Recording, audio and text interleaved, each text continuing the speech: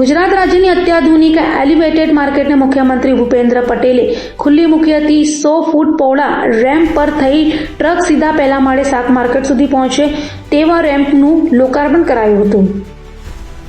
ગુજરાત રાજ્યના મુખ્યમંત્રી ભૂપેન્દ્ર પટેલ આજે શનિવારે સુરત શહેરની મુલાકાતે આવી પહોંચ્યા હતા। સુરત મહાનગરપાલિકાના 350 કરોડના વિકાસ કામો સહિત કુલ 600 કરોડના પ્રોજેક્ટનું મુખ્યમંત્રીના હસ્તે ખાસ મુહૂર્ત અને લોકાર્પણ કર્યું હતું। તો મુખ્યમંત્રી ભૂપેન્દ્ર પટેલના હસ્તે સુરત એપીએમસીમાં રૂપિયા 200 કરોડના ખર્ચે બનેલી એલિવેટેડ માર્કેટને ખુલ્લી મુકાઈ હતી। તો આ કાર્યક્રમમાં કેબિનેટ મંત્રી જીતુ વાઘાણી અને નાણામંત્રી કનુ દેસાઈ પણ ઉપસ્થિત રહ્યા હતા।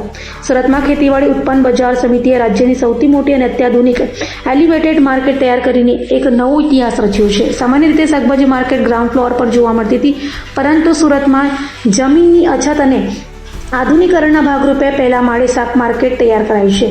માત્ર વેપાર જ નહીં, પરંતુ સુરત એપીએમસીએ માનવતાનું પણ ઉત્તમ ઉદાહરણ પૂરું પાડ્યું છે। માર્કેટમાં કામ કરતા હજારો શ્રમિકો અને માલ લઈને આવતા ખેડૂતોના સ્વાસ્થ્યને ધ્યાનમાં રાખીને અહીં મેડિકલની સુવિધા ઊભી કરાઈ છે। અહીં કામદારો માટે સંપૂર્ણપણે મફત સારવારની વ્યવસ્થા છે, જેથી ગરીબ શ્રમિકોને નાની મોટી બીમારીમાં આર્થિક બોજ ન સહન કરવો પડે।